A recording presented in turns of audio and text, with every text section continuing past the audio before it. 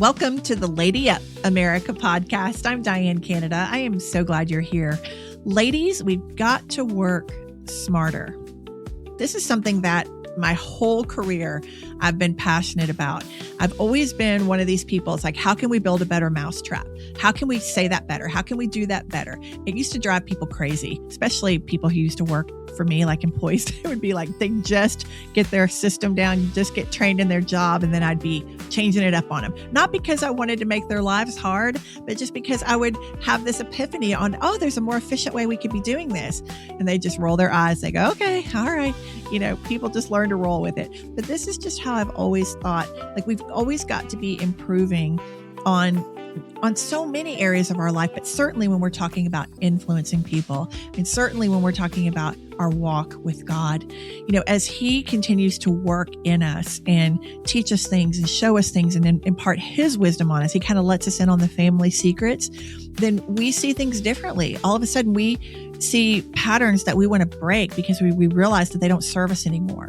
Or maybe it means relationships that have to be handled differently. Or maybe it means new boundaries we have to learn how to set. There's so many things to this that help us then show up better, communicate better, influence better. And that's the whole point, isn't it? The time is short. The harvest is plentiful. The laborers are few. So what does it mean when we have a shortage of help, right? It means that we've got to be stronger. We've got to work smarter. We've got to work more efficiently. Only so many hours in a day, right? So this really plays into what I'm talking about as we're harvesting, trying to win hearts and minds to God before He comes back. Like, we've got to be at the top of our game. This is going to be good for us today. I'm fired up. I'm ready to pour out on you what God's been showing me. We've got to work smarter. We're going to start by taking a look at the news headlines with our friend Steve Gill here in just a second. And then we'll go into our Tea Time Cafe and we'll get busy breaking down, dissecting a lot of that stuff and learning how we can influence smarter. All right, before we dive in, I'm going to ask you a favor, if you will. Please like or subscribe, whatever platform you're listening or watching on right now. Sure appreciate that. We want this message pumped out to as many Christian mamas as we can. And when you like or subscribe, then it tells the algorithm, hey, get this to somebody that's just like you. So really appreciate it. All right, we'll be right back with Steve Gill. Taking back this house, taking back this town. Mama, don't back down. Just lay it up, lay it up, lay it up. Sidewalks are for bicycles, not for angry moms. Our children will know peace again, 'cause we're on the job. Yeah, lady. We're fired up and we're ready, so give us a little room. Get up. Our faith don't move that mountain now, just watch it move. Taking back this house, taking back this town. Mama, don't back down. Just lady up, lady up, lady up. All right, ladies, welcome back. Time to sit down with our good friend, Steve Gill. He's the founding publisher at TristarDaily.com, and he's had a big week, a lot to tell us about. Steve has served in the White House. He was on syndicated radio for many years as a talk show host in the political realm. And then he also does international television commentary. So he's really got his ear to the ground of what's going on around the world, front row seat to that, and part of that conversation. So we're so grateful to have him every week. Please welcome Steve Gill. Hello, Steve. Thank you. Yes, it was a wild and woolly week over on the Capitol Hill. I went down with my photographer and we interviewed and recorded video that we've shared at TriStar Daily and on our social media sites at TriStar Daily on Facebook and Steve Gill on Facebook. And again, as you and I were talking just before we started, you don't really have to interview people and let their voices speak and let them, display their crazy. The videos speak for themselves when they're shouting and screaming and dropping F-bombs left and right and literally physically and emotionally trying to assault legislators. The videos speak for themselves. Yeah. Yeah. The vitriol. I watched almost everything you posted. I tried pretty hard to keep up. So for those who may not know, Steve was down at the Capitol this last week when the redistricting was going on, and there was a special session that the governor called, and there was just a turnout of massive protest and just, like I said, vitriol for our legislators. I have to say, Steve, your mastery of self-control was quite impressive. These people just right up in your face and in their faces. I don't think that they want really to influence anything politically. I think they just want attention. I think they just have a grudge and they want an audience. Is that what you picked up on? Well, and so many, there were a lot of the folks that had been brought in from Memphis. They had their handlers that were, again, whether it was paid for by the Southern Poverty Law Center Yeah. or the Soros funds or whatever. They had their handlers that were wearing their bright yellow vests that Yeah. were representing the various Indivisible and other left wing groups, and they were distributing snacks and water to their protesters. I mean, and they were telling them, don't talk to these people. They're from conservative media. So they had their handlers displayed out there Yeah. that were running the show, that were obviously telling people what to do and who they should talk to and orchestrating the whole event. It was performance art. It really Yeah. was nothing about policy. It was really nothing about the lies they were telling that, oh, this is taking votes away from Black people in Memphis. It's like, nobody's lost their right to vote. You're not losing any rights. And when you look at the previous maps that Democrats imposed on Tennessee when they controlled the legislature 20 years ago, when Marsha Blackburn first got elected to Congress in 2002, the district she represented, drawn by the Democrats, voted in favor of by now Congressman Steve Cohen when he was a state senator. That map ran from Williamson County through the southern portion of Tennessee all the way to Memphis. So the same people screaming and, one of my grandmother's favorite terms, pitching a hissy fit, are the same ones that voted for that exact same kind of territorial abuse in that gerrymandered map in the past. So, sorry if I don't have any sympathy. They've played this game in Illinois, in California, in New York. They were trying to impose it in Virginia until the Virginia Supreme Court stepped in and said, under Virginia law, you've broken your own constitution. Yeah. This is not going to be allowed. So they've done it, and now they're screaming because we're balancing, we're fixing the system they've broken, the votes they've stolen in Congress over the last several decades. One of my favorite scenes from your escapades down there was when you were, well, there were a couple, but one where you were basically pointing out to them, y'all had such a low voter turnout. What did you say? It was like 12% or something. There was nobody keeping them home. And you elect, quote unquote, a white Jewish representative in that very, very Black district. So they had no explanation for that I could see. Well, and screaming, protect the Black vote. And that Memphis should continue to be represented by Black voices and Black votes. It's like you've elected a Jewish white guy for the last 20 years in Steve Cohen. And again, I think Justin Pearson, who is, man, talk about a whack job, is trying to supplant Cohen, and was probably going to be successful in the Democratic primary. But now with the way the new map has been drawn, it's going to be a lot more difficult, I think, for either Cohen or for Justin Pearson to prevail. But I think, again, what the common theme from the Democrats and their activists that were in the Capitol this last week was that you're suppressing our vote. We ought to have a referendum, was the thing that they kept saying. Well, we have had referendums. That's why Tennessee voted for Donald Trump with over 60% majority. That's why we have super majorities in the state house and the state senate. In the state house in Tennessee, it's a 75-24 split, Republican to Democrat. There's only one remaining Democrat in a rural area in Tennessee, from West Tennessee, in a district that is a racially drawn district that will be wiped out based upon the Supreme Court ruling moving forward.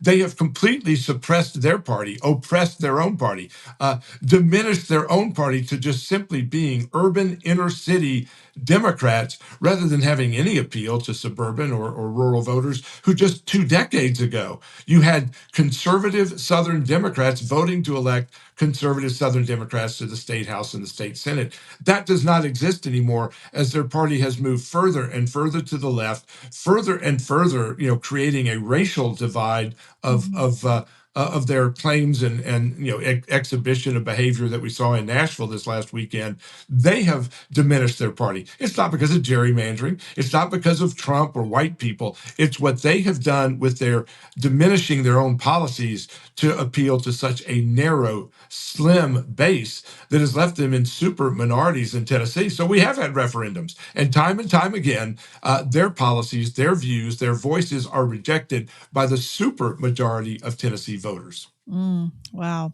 That's interesting. So how this affects the suburban mom who's listening, I want to point out one of the clips that you had in there, just the mentality. I think when we always talk about on this show how this is a spiritual battle. It's not a political battle. And I'm moving way away from politics, which I'm going to talk about today on my show. But we still need to understand the context of these news cycles that hit so that we understand then how to have conversations around them and intelligent conversations around it. So there was just this really interesting dichotomy that you pointed out where the liberal white woman that you interviewed, I'll let you tell that story and then let's comment on it afterward. I don't want to tell it for you. So we were interviewing one of their activists, one of their protesters, a white liberal woman who actually works for the state, who was walking on the street. We asked her if she could give us some comments about, the signs and things that she was holding up as she was heading to work, as the real frenzy at the Capitol was getting ready to get started. And I asked her about the fact that in Memphis, just a day earlier, you'd had local elections and you had pathetic voter turnout. Now, we had bad voter turnout across the state of Tennessee. It wasn't a white or black issue. But when you had these activists claiming that their right to vote, that their right to speak, their right to elect their representatives was being suppressed by white racists and Klansmen and Nazis, I mean, this is the rhetoric they were spewing like crazy. Yeah. I asked her, does the 11 or 12% voter turnout in Memphis yesterday reflect that white people or Trump suppressed the black vote in Memphis? And her response was, of course, in typical woke white liberal womanhood, that, well, using the term black is offensive and racist. And I pointed out, I said, well, the people that are wearing T-shirts and brandishing signs just 2 blocks away are using the term black. Is that racist? And she said, yes, it is offensive. So I then interviewed several of the black protesters, many of whom were wearing black, vote, black voice T-shirts or holding, this support the black vote, placards. I asked them if it was racist, and time and again, black activist protesters said, no, it's not racist to use the term black. But again, this is what we see in this country. It's the white Karen liberals that are driving the force here. You had so many of them up on the Capitol who have to defend the blacks in Memphis because their voice, and again, we saw how their voices were being exhibited in these videos, and not just by the activists and the protesters and the crazed bust-in paid protesters, but by the legislative leaders, by those that were literally jumping on their desks and screaming and using megaphones and creating chaos and havoc because they cannot have a policy debate. They have to just scream and chant, which they were doing at great level. But you have these white Karens and a lot of the white liberals that you see at these protests all over the country they're having to be the voice for the black voices, which to me is the most condescending, demeaning thing of, oh, I have to protect you. I have to take care of you. I have to speak for you, that we see over and over again. Now, to your point of white suburban women in particular, but suburban women in general, what is their interest in what's going on? When you see what's happening in these inner cities, when you see the chaos, the crime, the lack of education, the inability to run culturally the communities they dominate and have dominated for decades in these inner city communities, whether it's Chicago, whether it's New York City, whether it's Memphis, you go around the country, you look at the despair, the poverty, and the loss of any cultural creativity in these communities in terms of being able to accomplish anything. There is nothing that's being pushed back. Where are the black pastors when at a prom in just outside of Memphis, kids are gathering, mainly black kids are gathering for photos, for their prom photos, and a drive-by occurs and a 17-year-old black girl gets murdered on just outside of Memphis. what's happening with the crime in these inner cities is, no pun intended, bleeding in to our suburban areas. So for suburban women to think, well, that's just happening downtown, that's not in my neighborhood, that's not in my community, it is bleeding literally into our other communities, culturally, economically, and violently. And if we don't step up and deal with the chaos in our cities, and those who want the chaos to continue, as we saw displayed so visibly at the Capitol this week, we will pay a price. That's the thing is I think, and I want to break this apart for a minute because this is really important. White liberal women are perpetuating these outbursts, these protests that turn deadly, that turn violent, these cities that continue to just spread this cancer of victimhood and all of this theater that they put on. That very mentality is perpetuating it, and they don't see it. What do you think it is with, because you're up a lot closer and more personal to this than I am every day. What do you think it is that is the disconnect there? What do you think goes on in the mind of the white liberal woman thinking that she's helping? How is she thinking she's helping them? Well, we've reached a level of delusion and derangement that literally is mental illness. I mean, we sometimes say somewhat tongue-in-cheek, Trump derangement syndrome, but that's what we have at play here. They hate Donald Trump so bad, despite the fact that overwhelmingly the policies are working better than we saw under Joe Biden. Yeah. I mean, in every area, job creation. Yes. I mean, inflation is still dramatically down. Gas prices are still not where they were when Joe Biden didn't have a war to deal with to stop nuclear weaponization of Iran, who has threatened to kill us and kill Israel for decades. Everything by any objective standard is improving. When you deploy the National Guard into places like Memphis and crime goes down and people can go back to the restaurants and venues in downtown with their families safely again. Yeah, what's bad so about by that? every standard, look at the proof. And yet it is hate Trump, hate Trump, hate Trump 24/7. And the only policies the Democrats are pushing as we head into the midterms is they hate Trump. They really hate Trump. They really hate Trump. They offer nothing else. And they're willing to let men into girls' locker rooms, let men compete in women's sports, let children be surgically changed to satisfy the transgender whack jobs, and basically work against our country in trying to support, as we're seeing some members of Congress trying to assist Iran or our enemies in the world by releasing information about our military that is traitorous because they hate Trump so much. So I think that what you see with these white liberal women, they are truly mentally deranged. And again, when I look at some of them that are in their 60s and 70s, and their main political policy objective is, we need abortion on demand even to the moment before birth. It's like, honey, you're not likely to ever be birthing a child, much less get pregnant. And yet, when you look at the radical left-wing policies that they embrace and an unwillingness to discuss or even listen to the option that there may be other views, and that is not an issue that really is resonating with the vast, overwhelming majority of Americans. It is all about anti-Trump, hate Republicans. And when you look at the rhetoric that we saw spewed on Capitol Hill this week, Klan, Nazis, that you're taking away our right to vote, that we're going back to Jim Crow days. By the way, Jim Crow was implemented by Democrats. The Klan was Democrats. The slavery was Democrats. Yep. I mean, their lack of historical perspective is shocking. But Klan was Democrats. Yes. This is the part that I think is so frustrating for suburban moms, is that obviously I say all the time that my techniques that I teach are not for those radicalized liberal people. Like, if you've got those people in your neighborhood, I am not suggesting go and try and reach them. I think God can, but I'm not telling you to. But for the ones that are just deceived, those Karens, if you will, the ones that are living in these neighborhoods that are just deceived. One of the things that I've heard over and over that women have told me is they think that it's a white guilt. Like, the very policies that Trump is putting out are the ones that are upholding their lifestyles, those suburban, very affluent lifestyles.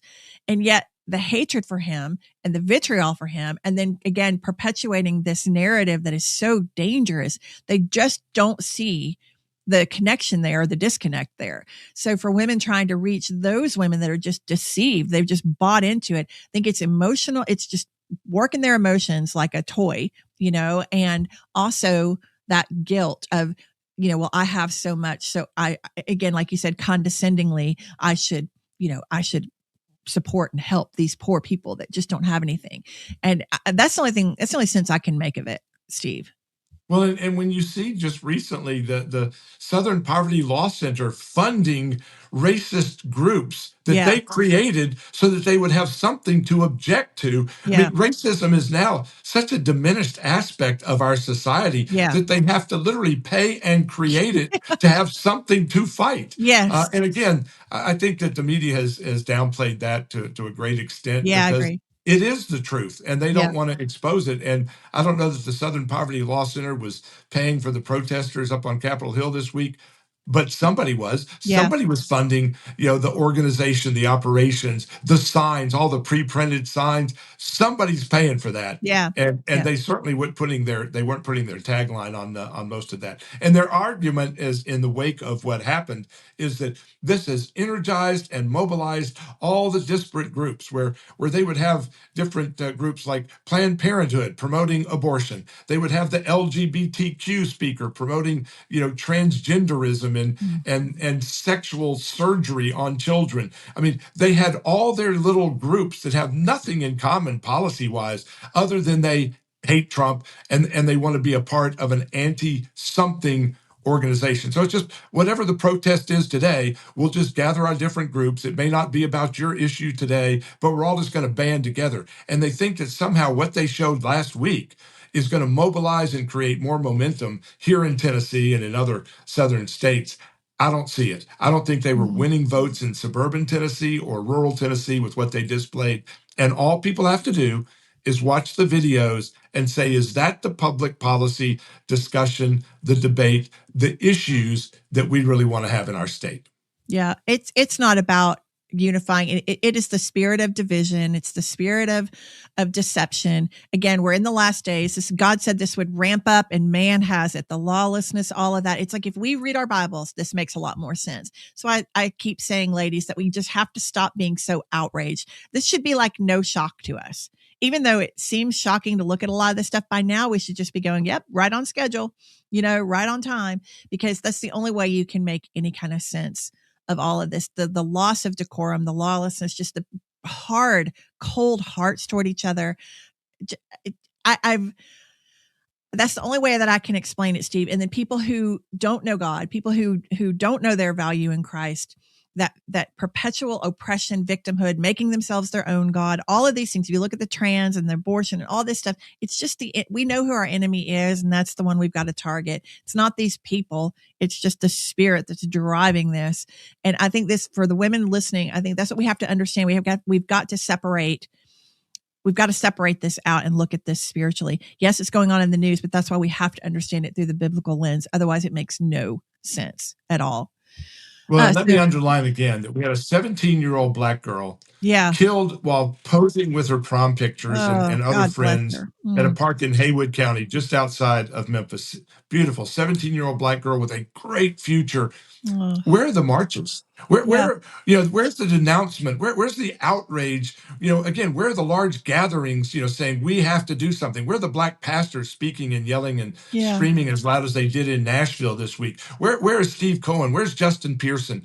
When you're seeing what's happening in the black communities, whether it's in Memphis or Chicago or New York or anywhere else, that's not white people. That's not the Klan killing you. That's not Donald Trump doing anything. Where are the marches and the outrage over what's happening in their communities that they have to fix? I can't go fix that. But they have to step up and fix it. And when you've got 85% illegitimacy rates in those communities, there are no black fathers, there's no black stability in those families. You have what we are seeing, and Donald Trump can't fix it. White suburban moms can't fix it. I can't fix it. No. They have to step up as pastors, as leaders. Instead of yelling and screaming in Nashville, why not yell and scream and stop what's happening in your community in Memphis that is destroying your community education-wise, economically, from a poverty standpoint, from a crime standpoint. You have one of the legislators scream this week, we want to be able to secede from Tennessee. Well, Oh my God. Arkansas ain't going to take you. Mississippi ain't going to take you. What are you going to do? You have your own community that you have lost, Yeah. and now you're blaming everybody but yourselves for what is taking place in the area you do control. One last thing on this, and I know we want to move on to the district map here, but something I saw when I ran for office, and I really dug into this racism issue and abortion and all the Planned Parenthood and all this stuff that I just want to share with listeners. This is very intentional from the Democrat Party, having Black people turn on each other, the high crime. Planned Parenthood is typically right in the heart of Black neighborhoods. There was a something, what was that? Margaret Sanger, she called it, there was a term for it about how they wanted to control the Black population. I forget what it was called. There was a term for it, but it's all very, very intentional one of my friends who was in politics put it this way. It's like, keep you on the Black plantation, the modern day Black plantation. That is their goal. And to use them as what they call useful idiots to continue to sow this division, to make them adopt that victimhood mentality. They're being played and they're being used. And again, when we look at the white liberal women in the suburbs they think they're being righteous, they think that they're being helpful by pitying this or perpetuating this. It's just that they don't understand how all of them are being played. And we need to step back for a minute, just look at this from the cheap seats, get off the field where all the tension, all the drama is, and just get up to the nosebleeds for a minute and just look at this from a higher angle and say, look at how they're playing us. Look at how they're playing everybody.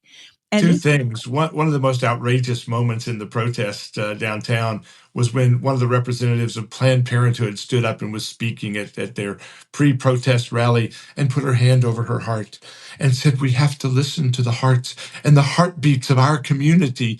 And it's like, y'all don't even want to listen to the heartbeat of unborn babies. No, they sure literally, don't. it is sick rhetoric that was at play. And to your point about the Black community, more Black babies are aborted in New York City than are born each year in New York City.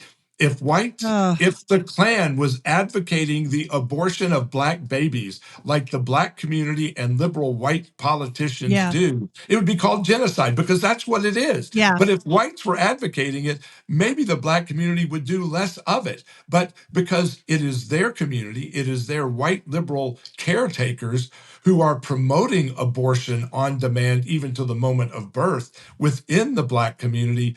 Again, it's millions of Black babies that are aborted that, again, if whites were advocating it, it would be outrageous. But because whites are not, whites are the ones primarily leading the argument against abortion on demand, it gets, it continues on. And again, to put hand over her heart and say, we have to listen to the heartbeats. It was disgusting. I would not even be able to watch that at all. And lastly, on that, I taught in the women's prison for a while, and I saw the result of these fatherless homes. And again, keeping them on welfare, giving them bigger checks when there's children and no dad, and that incentivizing that. I heard women say, I ain't getting married. I'd get a lesser check. I'd get a smaller check. I ain't going to marry that baby daddy. That this is the mentality. And people just don't understand how they're being played. These are children of God. All these women, all these people in these communities, but they just don't see themselves that way. They just want that check to keep coming. I saw it firsthand in those prisons, the mentality, and it's so sad. So all of it is intentional from the Democrat Party. All of it. Like you said earlier, we went down the list of all these organizations, all these groups that are perpetuating it. You have to if you're a Black woman watching this in the suburbs, you need to step back and you need to ask yourself these hard questions. Why is Planned Parenthood always in the middle of a Black neighborhood? Why all these things Steve and I have talked about? Just ask yourself a couple of hard questions, and then that light bulb's going to go on. You're going to go, oh my God, oh my God. Planned Parenthood runs ads on the urban radio stations in Nashville and Memphis. They run ads promoting hey, this week we're doing this.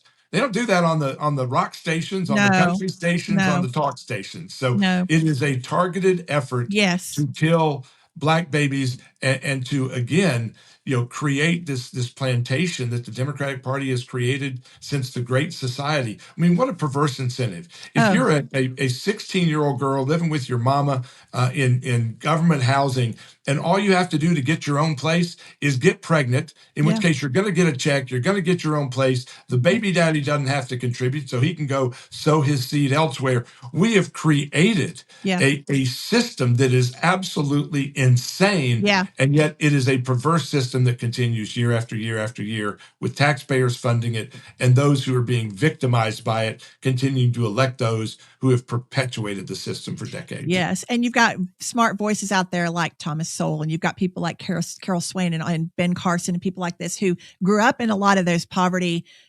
environments and poverty mentalities, who broke away from it, and they try to warn and come back and educate people. But, when they're when they're determined to get that check, I heard a woman say, I'm going to get mine. I'm going to get mine.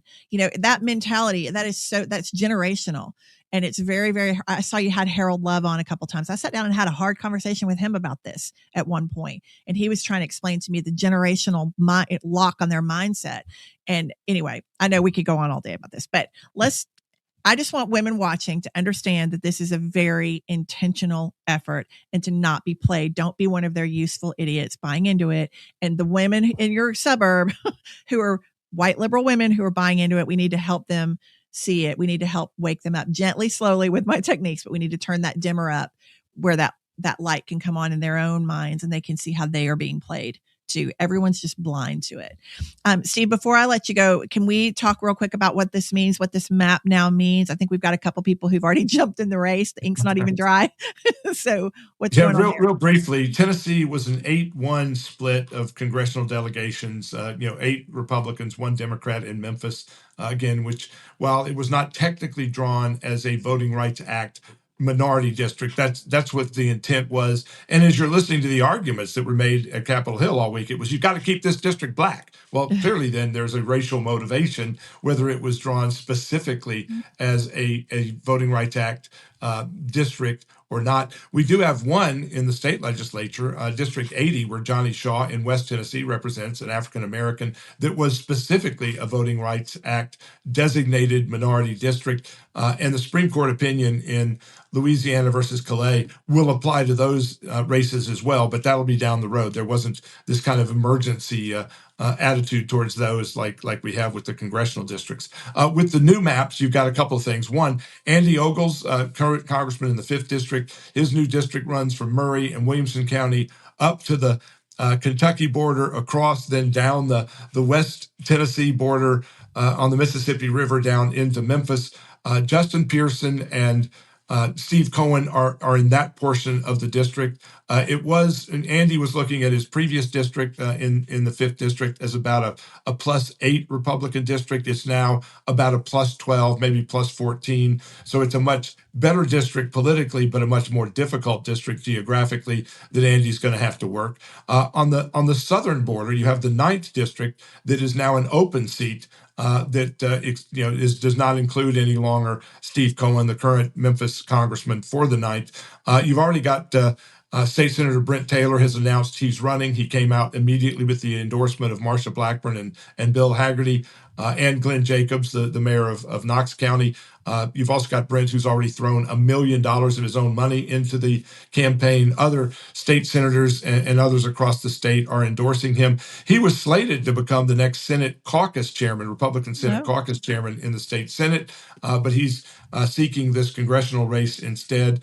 And it is now, instead of a +23 Democrat district, it's about a +12 Republican district with the way it's now been drawn. Although, again, it runs all the way across the southern border and then up into Williamson and Murray County. You've also had a couple of others, that have gotten into the race. Charlotte Bergman, who has run repeatedly when it was the 9th District. But she's been beat about 70 to 25 every year by Steve Cohen. So even though it was a +23 Democrat district, she was vastly underperforming the Republican numbers. And I don't think she ends up certainly giving a big challenge to to Brent Taylor. Todd Warner, State Representative Todd Warner, who represents some of the rural districts south of Nashville, he's announced that he's running, and you may see another one or two before the end of the week. But I think that with Brent Taylor's name recognition, money, and the endorsements, he will probably grab that. Keep in mind that when Marsha Blackburn got elected in 2002 in a district similarly drawn, the way she won, in part, was because she was from the eastern part of the district, Williamson County, and you had Brent Taylor, David Kustoff, and another couple from West Tennessee run. They divided that vote up, and she won. I think we may see the reverse here, where a couple from eastern part of the district run, and Brent, has the lion's share of the west part of the district, the Memphis part, and prevails. But in either case, we should end up with 9 Republican members of Congress from Tennessee instead of the 8-1 split we had before. And when we're looking at other states, Mississippi and Alabama and South Carolina and others, in this redistricting battle, Republicans look like we're going to come out about 6 or 8 seats ahead of what we were going into this redistricting fight. That's great. And I'd love to see that all over the country.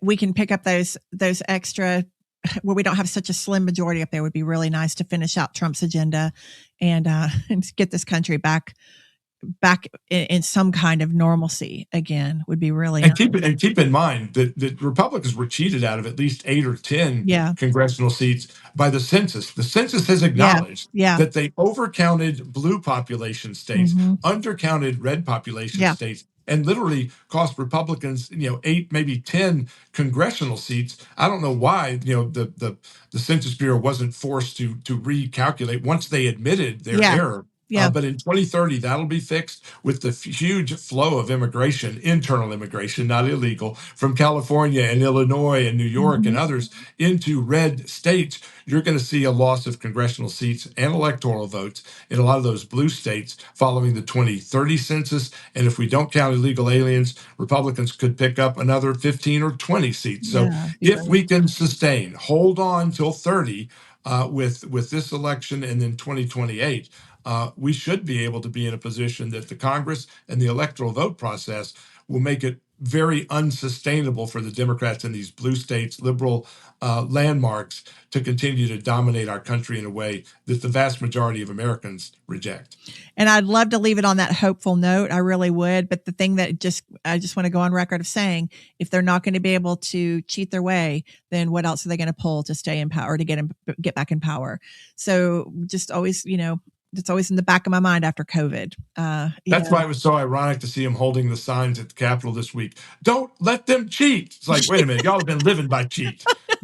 Again, the irony was so abundant in so many ways. Oh, I know it is. Well, like I said, you showed great self-control. Thanks for all that coverage down there. And ladies, go to tristardaily.com. It's a catalog of stuff. If you want to really get the real deal of what went on down there, go to tristardaily.com and go see that. Thank you, Steve. We appreciate you so much. And we'll see you next week.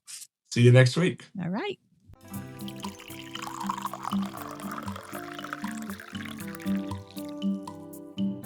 Okay, it's tea time. Welcome to the cafe. Now, slowing down, pouring yourself a cup of hot tea, which I encourage you to pause the video for a second if you need to and go get one for yourself. There's something that's very symbolic about this ritual that I want to tie in to today's message. It takes a minute to make yourself a cup of hot tea, and it takes a minute to drink it too. While it's hot, you want to sip it slowly. There's a lot we can learn just from this ritual. Like I said, that really ties in well to my message today. So cheers to you. Let me tell you what I mean by that. Resisting the temptation to be in a hurry all the time. I've come to learn that I hate being in a hurry, and I've been in a hurry pretty much my whole life. I was in a hurry to get out of the womb. I think I was trying to be born breech. I wanted to hit the ground running, like right out of the womb. And I've been on a steady diet for many, many years of mentors and coaches and people telling me to seize the day, right? To get out there and make it happen. Number one, make every minute count. I was one of those kids who used time wisely, right? And if I had 5 minutes on my calendar, even as an adult, when I was getting into the work world, if I had 5 minutes on my calendar, my God, I could cram something into it. And I was running from appointment to appointment or call to call. There was no buffer. There was no white space on my calendar at all. It was just, and I was running behind most of the time. So this whole ritual of sitting down with a hot cup of tea, let me tell you that this has been a dramatic departure from the way that I've run my life, or let my life run me more appropriately. The delusion that I had is I thought that more on my calendar meant that I was more productive, that if I was busy, then I was doing more for whatever it was. If I was working in my business or working on something for the Lord, I equated busyness with fruitfulness. And that's where I was so wrong. And this is the heart of God, right? He is always teaching us and growing us and moving us into deeper and deeper waters to understand ourselves better, to understand him better. And so if we're still doing the same things that we were doing 5 years ago or 10 years ago, we might ought to check our faith walk, because that's not how God operates. If we're really walking with him, then we're always changing like we should be. We should always be changing and evolving in a good way and becoming more and more and more like him. And if you think about it, when Jesus was with his disciples, he was not in a hurry, ever. I'll prove it to you. Let's look in Luke in chapter 10, and I'm going to look around verse 38. We'll start there, how Jesus teaches us about this lesson. He says, "Now while they were on their way, Jesus entered a village called Bethany, and a woman named Martha welcomed him into her home. She had a sister named Mary who seated herself at the Lord's feet and was continually listening to his teaching. But Martha was very busy and distracted with all of her serving responsibilities. And she approached the Lord and she said, 'Lord, is it of no concern to you that my sister has left me to do all the serving alone? Tell her to help me and do her part.' But Jesus said, 'Martha, Martha, you are worried and bothered and anxious about so many things.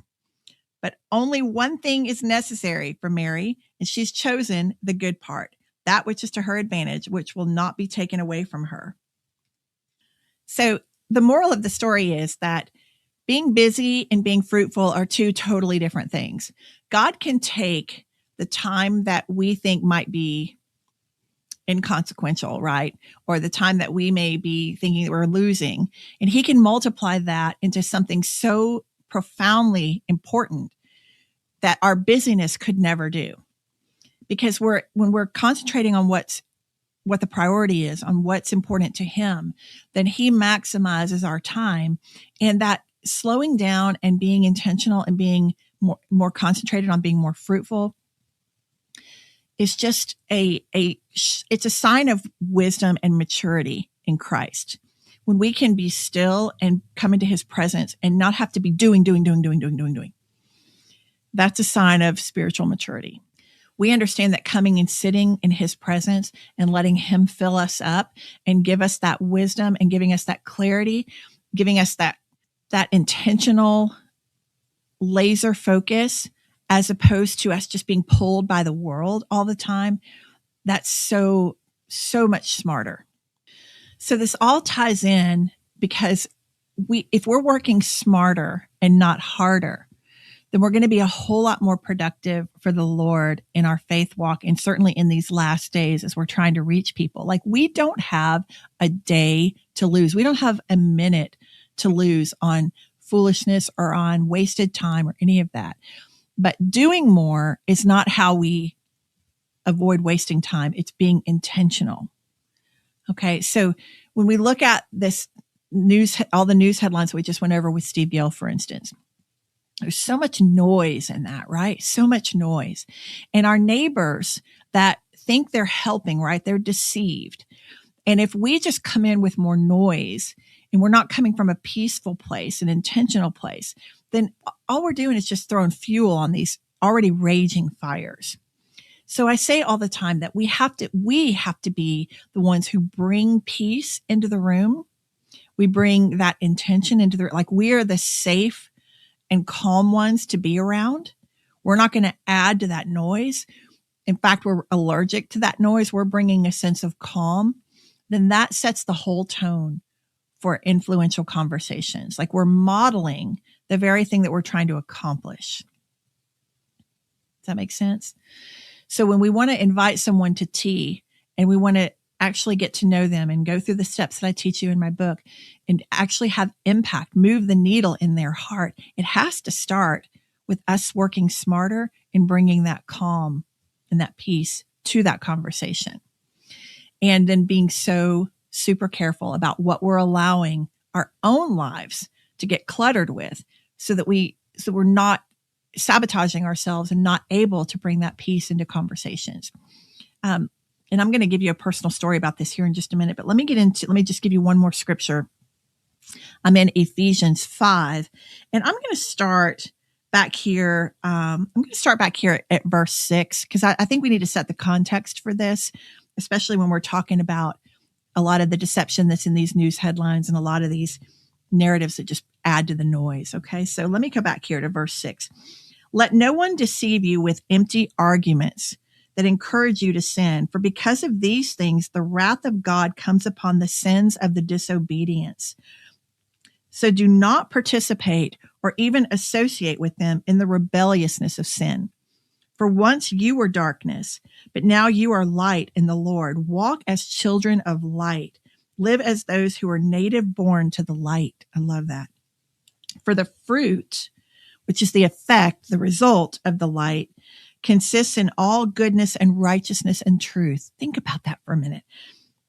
The proof, the result, the fruit of the light consists in all goodness and righteousness and truth. So trying to learn by experience what is pleasing to the Lord, letting your lifestyle be an example of what's most acceptable to Him. Your behavior expressing gratitude to God for your salvation. Do not participate in the worthless and unproductive deeds of darkness, but instead expose them by exemplifying personal integrity, moral courage, and godly character. For it's disgraceful even to mention the things that such people practice in secrets. But all things become visible when they're exposed by the light, for it is the light that makes everything visible. All right, here's where we're going to end up here. So for this reason, he says, awake, sleeper, and arise from the dead, and Christ will shine as dawn upon you and give you light. Therefore, see that you walk carefully, living life with honor, purpose, and courage, shunning those who tolerate and enable evil, not as the unwise, but as wise, sensible, intelligent, discerning people, making the very most of your time on earth, recognizing and taking advantage of each opportunity and using it with wisdom and diligence because the days are filled with evil. I mean, there's a lot here. We could probably do a whole hour podcast just on these few verses. But the takeaways here are, we need to act as if we're native born to the light. I love that. And that the fruit in our life, meaning love, joy, peace, patience, self-control, all these things, right? The fruit of the Spirit is evident in us. We're bringing that to our conversations. We're not participating and not perpetuating deception, like we just talked about with Steve, but we're bringing fruit. We're bringing the truth. We're bringing a calm. We're bringing peace to conversations, and we're making the most of our time. Okay. So working smarter means, I think what I want to talk about today mainly is that it means we're super stingy anymore with where we're allowing our mind and our energy and our efforts and all of that to go. This worldly stuff over here, it's just not smart. Trying to cram your calendar full or trying to, fill all your time up thinking that busy means fruit. It doesn't. Fruit is quality. It's like, how ripe is it? How many people can it feed? And that's where we have to take care of ourselves first and make sure we're filling up in Him. And that tree, our tree is just bearing all kinds of fruit. It can feed all kinds of people because we're being obedient and we're working smart. I got to tell you, you're not going to have near as much success in influencing and winning your neighbors, family members, whoever it is you're trying to influence. You're not going to have near as much success in doing that if you yourself are not walking out this fruit of the Spirit. If you're not patient, if you can't be patient enough to let them bloom slowly and safely in front of you, if you just need to get to the result, if you just need to make them see it, if you just need to say the right thing, get the right angle, find the right words to say to just wake them up. If you have that pushing mentality because you are not calm inside, because you don't have this straight yourselves, you're not going to influence near as well, if at all, with that mentality. We've got to turn the dimmer up slowly on people, and that takes patience. That takes time. It's not an instant microwave breakthrough, right? People that are that deceived, that are that bought into these wrong mentalities, these very deceptive narratives, when they're that bought into that, it's going to take a minute to pull them out. Okay. And this is why we've got to be so just filled with God. We have got to be exhibiting and modeling this fruit of the Spirit everywhere to be able to draw people, to make people want what we have. The peace that you can bring into that conversation, the love that you can love them, even though you don't agree with them. And even though they may be unlovable right now, you can love them through those eyes of Christ. You can bring that joy, that lightheartedness into the conversation so that it doesn't end up in a debate. All these things that I teach you in my book, these are all working smart. If you insist on coming in and being a bull in a china shop, I'm telling you, it ain't going to work. Take it from me. I was a consultant for most of my life. And a lot of this stuff that I teach you guys, I learned the hard way. I came in initially like a bull in a china shop, but I'd come into a very dysfunctional, chaotic environment, off the charts dysfunction into a company. And my job was to come in and get this company working again, right? Well, if I come in with all that noise and all that, by God, I'm going to, and I'm going to just whip them into shape and all that, I want to tell you, that got me nowhere. Nowhere. Instead, if I came in and I was the peaceful one and I exhibited that and I gave them the opportunity to trust me and to realize I was someone safe, that I was there to help them and serve them, and then I turned the dimmer up slowly and helped them to see the patterns and the dysfunction and all of that, and then got them cooperating with me, wanting to work with me, turn the company around, get everybody rowing in the same direction. That is where I honed these skills that I'm pouring out on you. So if we're going into a very dysfunctional neighborhood, right, where we've got a lot of people who are deceived, a lot of people who've got a lot of noise in their head, and we're coming in as the peaceful one, the safe one, the one who's here to serve, the one who's got the patience to let it happen in God's time. And we're slowly turning up the dimmer, teaching them that they can trust us. This is the path. I'm telling you, this is why your suburb is so important, because you see these people over and over and over again. You have lots of opportunities to water these seeds that you plant, these seeds I teach you how to plant in my book. You've got so many great opportunities to nurture this relationship and draw them to God. There's an art to it. Don't just jump out here and do it without letting me walk you through all the steps. Okay.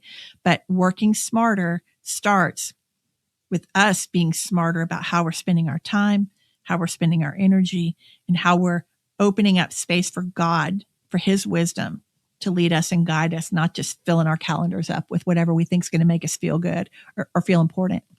Okay. We need to understand who we're serving, who our master is, and be great ambassadors for him. All right. Work smarter, not harder in the kingdom of God. I don't know many women that don't love a tea party. I'm going to teach you how to throw a 20-minute tea party, just like we're talking about today, working smarter, more efficiently.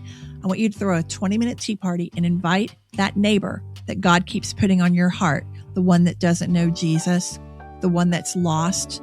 I want you to throw a tea party for her. I'm going to teach you how to do it and win her heart and her mind gently and gracefully to God.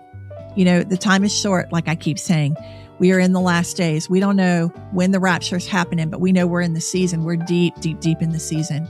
And we don't want anyone around us to perish. We don't want anyone, if we have anything to do with it, we don't want anyone on our watch to be eternally separated from God.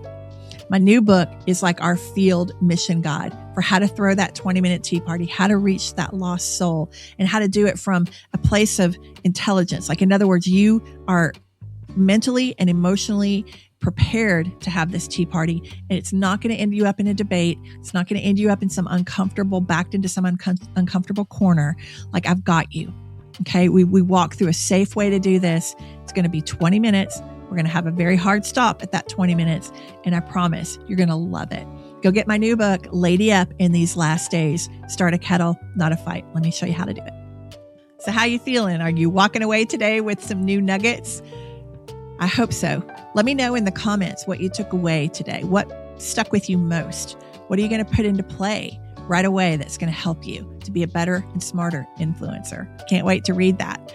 I hope this has blessed you, and I can't wait to just see how God's going to use this in your lives and how he's going to use it for his purpose to reach more women. That's the ultimate goal. It's not how smart we can become. It's how much we can work smarter for him, his kingdom, doing his work. We're all about his business. All right, ladies, thanks so much for watching. I will see you next week. Lady up. Taking back this house, taking back this town. Mama, don't back down. Just a lady up.